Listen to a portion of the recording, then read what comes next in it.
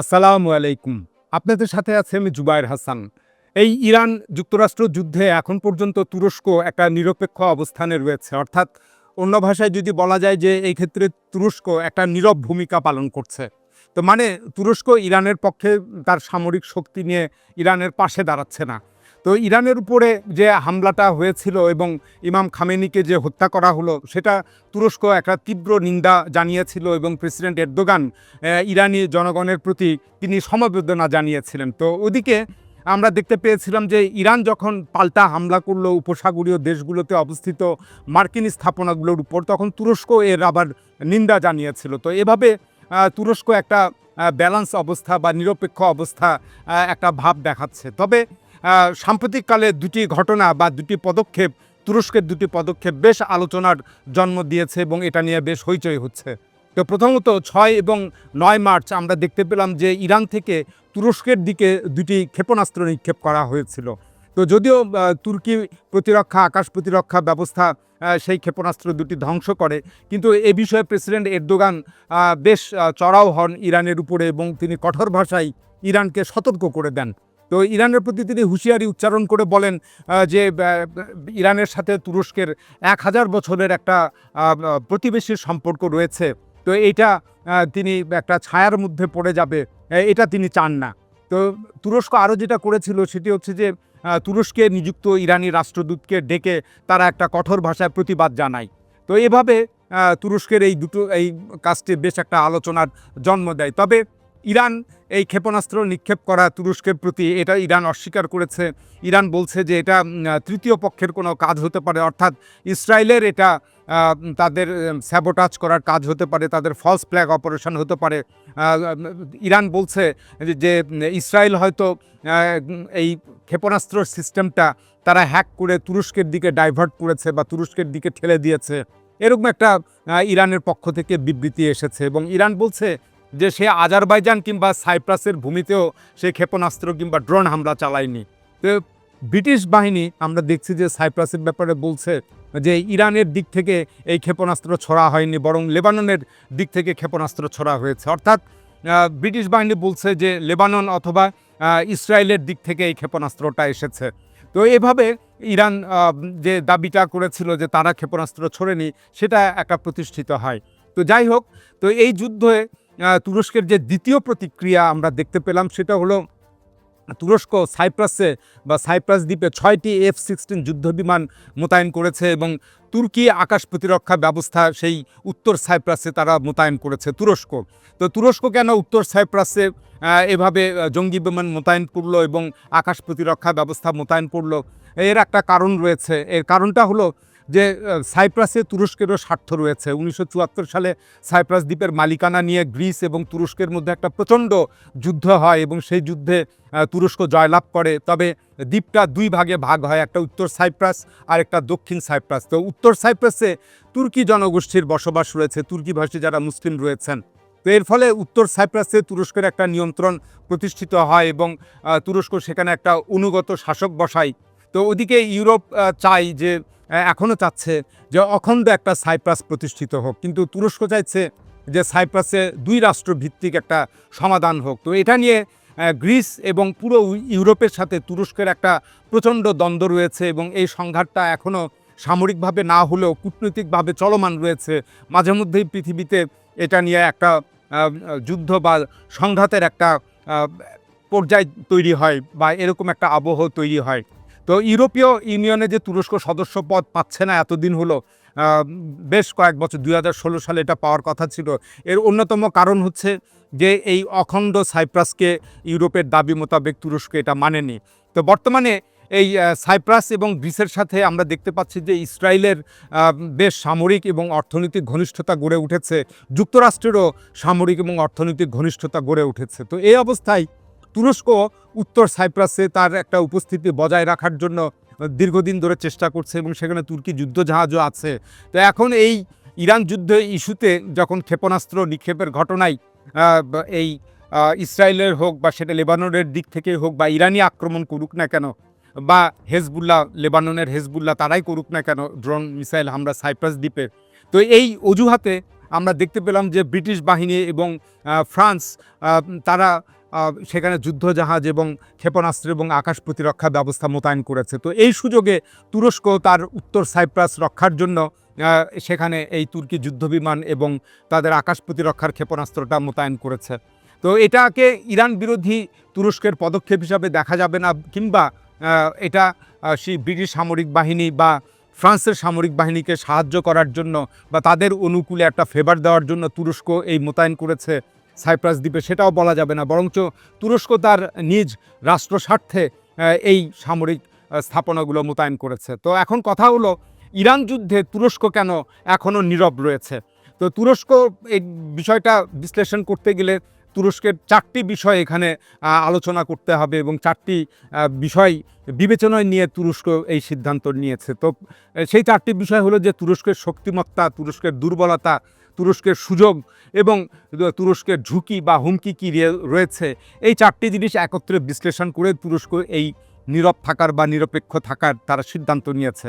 তো তুরস্কের শক্তিমত্তা বলতে যেটা বোঝায় যে তার সামরিক সক্ষমতা, শক্তিশালী অর্থনীতি এবং তুরস্কের দক্ষ এবং অনেক অ্যাগ্রেসিভ কূটনীতি এবং তুরস্কের জনগণ লড়াকু জনগণ এবং তুরস্কে ইসরায়েল বিরোধী তীব্র জনমত রয়েছে এবং তুরস্ক এই তার নিজস্ব একটা বলয় রয়েছে। 6টি দেশ যারা তুর্কিভাষী, আজারবাইজান, কিরগিজস্তান, উজবেকিস্তান, তুর্কমেনিস্তান, এরকম নর্দার্ন সাইপ্রাস, এসব নিয়ে 6টি দেশ তুরস্ক তার নিজের পক্ষে রাখে বা এটা নিয়ে একটা টার্কিক কাউন্সিল গড়ে তুলেছে। তো তুরস্কের এগুলো সবই আছে শক্তিমত্তার দিক থেকে, কিন্তু এর পাশাপাশি তুরস্কের অনেক দুর্বলতাও আছে বা ঘাটতিও রয়েছে।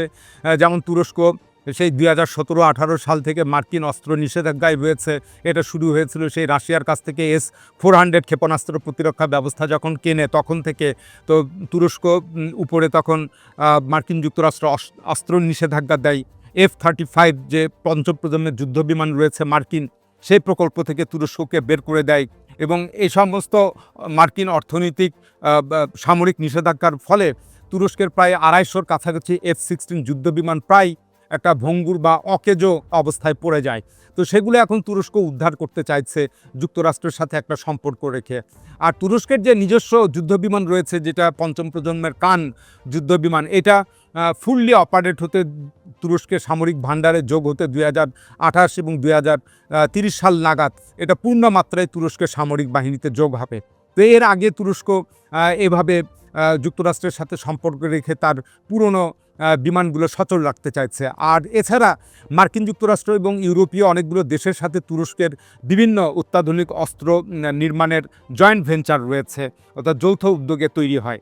তো ইসরায়েলের সাথে যদি তুরস্ক এখন পাল্লা দিতে চায়, তাহলে এই ইসরায়েলের হাতে যে F-30 যুদ্ধবিমান, F-35 যুদ্ধবিমান রয়েছে, তার সমকক্ষ যুদ্ধবিমান তুরস্কের লাগবে। শুধু ড্রোন দিয়ে তুরস্ক ইসরায়েলকে পরাজিত করতে পারবে না। আর এছাড়া আরও একটা ভূরাজনৈতিক বিষয় রয়েছে যে সিরিয়াকে রক্ষার বিষয় রয়েছে। সিরিয়ায় বর্তমানে আমরা দেখতে পেয়েছি যে তুর্কিপন্থী সরকার প্রতিষ্ঠিত হয়েছে এবং তুরস্ক সিরিয়ার কোনো শক্তিশালী সামরিক অবস্থা নাই যে সে ইসরায়েলের আক্রমণটা ঠেকাতে পারবে। তো ইসরায়েলকে রক্ষার জন্য তুরস্ক এই নীরব একটা ইরানের বিষয়ে ভূমিকা নিয়েছে। এবং সিরিয়ায় যে বিষয়টা হলো যে সেখানকার কুর্দি যোদ্ধারা এবং IS যোদ্ধারা এরা উভয়ই কিন্তু তুরস্কের বিরুদ্ধে লড়াই করে বা তুরস্ক বিরোধী এরা। তো তুরস্কের সামনে এই দুর্বলতার পাশাপাশি অনেকগুলো সুযোগ হাতছানি দিচ্ছে বর্তমানে এবং যথেষ্ট অপরচুনিটি রয়েছে তুরস্কের জন্য। সেটি হলো যে উত্তর আরব দেশ, উত্তর আফ্রিকার যে আরবিভাষী দেশগুলো রয়েছে এবং মধ্যপ্রাচ্যের মুসলিম দেশগুলো, এগুলোর উপরে তুরস্ক নিয়ন্ত্রণ প্রতিষ্ঠা করতে চাইছে। প্রায় 100 বছর পর তুরস্কের সামনে এই সুযোগটা এসেছে। সাম্প্রতিককালে আমরা দেখতে পাচ্ছি যে কাতার, কুয়েত, সৌদি আরব, ওদিকে মিশর, মরক্কো, আলজেরিয়া, লিবিয়া, সুদান, এই সমস্ত দেশের সাথে তুরস্কের সম্পর্কটা উন্নত হচ্ছে। তো এবং তুরস্ক চাইছে এইসব দেশের সাথে সামরিক সম্পর্ক এবং বাণিজ্যিক সম্পর্ক বৃদ্ধি করতে, এবং সেই পর্যায়ে এখন তুরস্ক রয়েছে। আর দ্বিতীয় যে বিষয়টা হলো যে ইউরোপের নিরাপত্তার অংশীদারও তুরস্ক এখন হতে যাচ্ছে। এর কারণ দুটো। প্রথমত হচ্ছে রুশ ইউক্রেন যুদ্ধে ইউরোপের নিরাপত্তাটা একটা নাজুক অবস্থায় পড়েছে। এই ইউরোপের দেশগুলো এখন চাইছে যে ব্ল্যাক সি অঞ্চলে, কৃষ্ণ সাগর অঞ্চলে তুরস্কের মাধ্যমে ইউরোপের নিরাপত্তাটা যেন বৃদ্ধি পায়, সেই সাথে তুরস্কেরও লাভ হবে এবং এ কারণে তুরস্কের সাথে অনেক ধরনের সামরিক এবং বাণিজ্যিক চুক্তি ইউরোপ বর্তমানে করেছে। ওদিকে আমরা দেখতে পাচ্ছি যে সাম্প্রতিককালে ডোনাল্ড ট্রাম্প যুক্তরাষ্ট্রের প্রেসিডেন্ট হওয়ার পরে তিনি গ্রিনল্যান্ড দখলের হুমকি দিয়েছেন। ডোনাল্ড ট্রাম্প ইউরোপের নিরাপত্তা সম্পর্কে উদাসীন এবং সেই ইউরোপের জন্য মার্কিন যুক্তরাষ্ট্র যদি কোনো নিরাপত্তা ব্যয় করতে চায় সেই ব্যাপারেও ডোনাল্ড ট্রাম্প অনীহা। ডোনাল্ড ট্রাম্প বলছেন এটা ইউরোপকেই করতে হবে। তো এই ইউরোপের নিরাপত্তাটা এভাবে ঝুঁকির মুখে রয়েছে, সেজন্য ইউরোপ চাই তুরস্কের সাথে সামরিক এবং অর্থনৈতিক সহযোগিতা বাড়িয়ে তুলতে। ইতিমধ্যে আমরা দেখতে পাচ্ছি যে স্পেন এবং ইতালির সাথে তুরস্কের বিভিন্ন ড্রোন এবং বিমানের যৌথ উৎপাদন শুরু হয়েছে। এছাড়া জার্মানি এবং ব্রিটেনের সাথেও সাম্প্রতিককালে বেশ কয়েকটি সামরিক এবং অর্থনৈতিক চুক্তি হয়েছে। ব্রিটেনের কাছ থেকে ইউরোপীয় যে ফাইটার জেট টাইফুন রয়েছে সেটা তুরস্ক পেতে যাচ্ছে। তো এছাড়া গাজায় এই বড় একটা ভূমিকা রাখার তুরস্কের সামনে সুযোগ এসেছে। তুরস্ক ডোনাল্ড ট্রাম্পের বোর্ড অফ পিসে যোগ দিয়েছে। তো তুরস্কের এইসব সুযোগ সামনে রয়েছে এবং বর্তমানেও এটা চলমান রয়েছে। তো এই সুযোগের পাশাপাশি তুরস্কের জন্য কতগুলো হুমকি এবং ঝুঁকিও রয়েছে। বিশেষ করে তুরস্কের প্রধানতম যে নিরাপত্তা ঝুঁকি সেটা গ্রিসের তরফ থেকে আসে। গ্রিসকে তুরস্ক নাম্বার 1 শত্রু মনে করে। এর কারণ হচ্ছে যে এই এজিয়ান সাগরে বেশ কতগুলো দ্বীপ রয়েছে, তার মধ্যে কয়েকটি দ্বীপ তুরস্কের উপকূল থেকে মাত্র 2 কিলোমিটার দূরে। এগুলো তুরস্কের পাওয়ার কথা ছিল, কিন্তু এগুলো গ্রিসের মালিকানায় রয়েছে। তুরস্ক এই দ্বীপগুলো দাবি করে, এই জন্য গ্রিসের সাথে তার একটা প্রচণ্ড উত্তেজনা রয়েছে। এছাড়া ভূমধ্য সাগরে প্রবেশ করতে গেলে এই এজিয়ান সাগর দিয়ে প্রবেশ করতে হয় এবং এই দ্বীপগুলো দিয়ে যেতে হয় তেল গ্যাস অনুসন্ধানের জন্য। তুরস্কর জাহাজকে গ্রিস প্রায় বাধা দেয়। এই নিয়ে 2020 সালে প্রায় যুদ্ধের মতো একটা অবস্থা তৈরি হয়েছিল গ্রিসের সঙ্গে। এইদিকে গ্রিসের সাথে ইসরায়েল এবং মার্কিন যুক্তরাষ্ট্রের সম্পর্ক রয়েছে। গ্রিস F-30 যুদ্ধবিমান পেতে যাচ্ছে। তো এটা নিয়ে তুরস্কের যদি যুদ্ধবিমান তার আগেই না আসে তাহলে তুরস্ক একটা বিপদে পড়বে। তো দ্বিতীয় তুরস্কের জন্য ঝুঁকিপূর্ণ যে দেশ হলো সেটা হচ্ছে আর্মেনিয়া। এই খ্রিস্টান দেশ আর্মেনিয়ার সাথে তুরস্কের দীর্ঘদিনের একটা বিবাদ রয়েছে এবং আর্মেনিয়া সে প্রথম বিশ্বযুদ্ধের প্রতিশোধ নিতে চায় তুরস্কের বিরুদ্ধে। এ কারণে আজারবাইজানকে ব্যবহার করে তুরস্ক এই আর্মেনিয়াকে একটা কাউন্টার দিয়ে রেখেছে বা তাকে ঠেকিয়ে রেখেছে। তো তুরস্কের তৃতীয় যে ঝুঁকিপূর্ণ দেশটা তুরস্কের নিরাপত্তার জন্য সেটা হচ্ছে ইসরায়েল। তো এই মুহূর্তে ইসরায়েল যদি সিরিয়ায় আক্রমণ করে তাহলে তুরস্ক সহজে এটা আটকাতে পারবে না, বা সেই সিরিয়ায় যে আহমেদ আল সরার তুর্কিপন্থী সরকার রয়েছে সেটা টিকে রাখাটা কঠিন হয়ে যাবে। তো সুতরাং তুরস্ক তার এই শক্তিমত্তা, দুর্বলতা, সুযোগ এবং ঝুঁকি এই 4টি বিষয় বিশ্লেষণ করে ইরান যুদ্ধে সে একটা নিরাপদ ভূমিকা বা নিরপেক্ষ ভূমিকা নিচ্ছে। তো সেই ভূমিকাটা যদি আমরা আলোচনা করি তাহলে দেখতে পাচ্ছি যে তুরস্ক এই ইরান যুদ্ধ বন্ধে বিরাট একটা কূটনৈতিক তৎপরতা শুরু করেছে। এছাড়া ইরানের রিজিম চেঞ্জ হোক এটা তুরস্ক চায় না এবং তুরস্ক চায় যে এই খামেনির উত্তরসূরিরাই ইরান শাসন করুক এবং ইরানে কোনো ধরনের গৃহযুদ্ধ তুরস্ক দেখতে চায় না। এছাড়া মার্কিন অনুগত যে কুর্দি যোদ্ধারা রয়েছে তাদের ব্যবহার করে ইরানের অভ্যন্তরে হামলা করা এবং ইরানের উপরে স্থল আক্রমণ করা এবং ইরানের রিজিম চেঞ্জ করা এটাও তুরস্ক প্রচণ্ডভাবে বাধা দিচ্ছে। কারণ তুরস্কের এখানে স্বার্থ রয়েছে। তুরস্ক মনে করে যে এই কুর্দি যোদ্ধারা যদি ইরানে একটা কুর্দিস্তান প্রতিষ্ঠিত করতে পারে তাহলে ভবিষ্যতে তুরস্কের উপরেও তুরস্কের যে কুর্দি অঞ্চল রয়েছে সেখানে তারা হামলা করবে। সুতরাং এখানে এই তুরস্ক এই ব্যাপারে ইরানের সাথে সে কাজ করবে এবং ইরানের প্রতি সে সমর্থন জানাচ্ছে। তো তুরস্ক মূলত বেশ ভালো করেই জানে যে ইরান যদি জয় করে ফেলে ইসরায়েল তাহলে ইসরায়েলের পরবর্তী টার্গেট হবে তুরস্ক নিজেই। এ কারণে তুরস্ক ইসরায়েলকে মোকাবেলা করার জন্য একটা চতুর্মুখী পরিকল্পনা করেছে এবং একটা দীর্ঘমেয়াদী পরিকল্পনা হাতে নিয়েছে। তো প্রথমে হচ্ছে মিশরের তুরস্ক একটা তার সামরিক এবং অর্থনৈতিক উপস্থিতি বাড়াচ্ছে। মিশরের যে বর্তমান প্রেসিডেন্ট রয়েছে সিসির সঙ্গে দীর্ঘদিন প্রেসিডেন্ট এরদোগানের সম্পর্ক খারাপ ছিল, সেটা সেই মোহাম্মদ মুরসিকে উৎখাতের পর থেকে বর্তমানে সে সম্পর্কটা সুসম্পর্কের দিকে যাচ্ছে। সিরিয়াতেও এখন এই তুর্কিপন্থী সরকার প্রতিষ্ঠিত হওয়ায় সিরিয়াতে তুরস্কের ফুটিংটা বেশ সামরিক ফুটিং এবং অর্থনৈতিক যে ফুটিংটা রয়েছে সেটাও খুব মজবুত হচ্ছে। আর এই দুই দেশ সিরিয়া এবং মিশর এই দুই দেশকে যদি তুরস্ক তার বলয়ে আনতে পারে, তাহলে এর মাঝখানেই রয়েছে ইসরায়েল। দুই পাশ থেকে ইসরায়েলকে তখন চাপে ফেলা যাবে। ওদিকে জর্ডানে সাম্প্রতিককালে তুরস্ক তার উপস্থিতি বাড়িয়ে তুলছে, লেবাননেও তুরস্ক, যেগুলো সুন্নি গোষ্ঠী রয়েছে তাদের সাথে তুরস্ক তার সম্পর্ক বাড়িয়ে তুলছে। এভাবে ইসরায়েলের চারদিক থেকে তুরস্ক তাকে ঘিরে রাখার চেষ্টা করছে ইসরায়েলকে। ওদিকে লোহিত সাগরের মুখে অবস্থিত সোমালিয়াতে তুরস্ক তার সামরিক ঘাঁটি স্থাপন করেছে।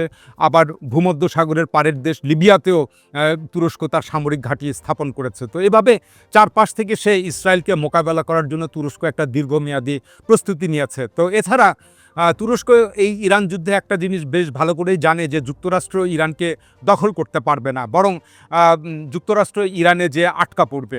তো আর যখন যুক্তরাষ্ট্র ইরানে আটকা পড়বে তখনই তুরস্ক এই ক্ষেত্রে একটা ডাবল গেম খেলবে যুক্তরাষ্ট্রকে হারানোর জন্য। অর্থাৎ ওপরে ওপরে সে যুক্তরাষ্ট্রকে সাহায্য করবে বা সমর্থন করবে ঠিকই, কিন্তু ভেতরে সেই ইরানের বাহিনীকে পূর্ণ সাহায্য দিয়ে চলবে। এই ডাবল গেমটা খেলে সে যুক্তরাষ্ট্রের প্রভাবটা কমাতে চাইবে।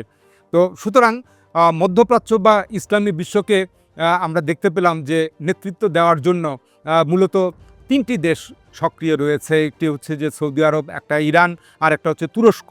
তো এখন তুরস্ক যেটা চাচ্ছে সেটি হলো যে এই ইসরায়েল এবং যুক্তরাষ্ট্রের ভয়ে ইরান এবং সৌদি আরব যেন তুরস্কের বলয়ে চলে আসে, এবং তুরস্কর জন্য সেই উপলক্ষটা তৈরি হয়েছে। কারণে তুরস্ক কোনো পক্ষ না গিয়ে আপাতত এই যুদ্ধে এরকম একটা নীরব বা নিরপেক্ষ ভূমিকা পালন করছে। এখন এ পর্যন্তই। আল্লাহ হাফিজ।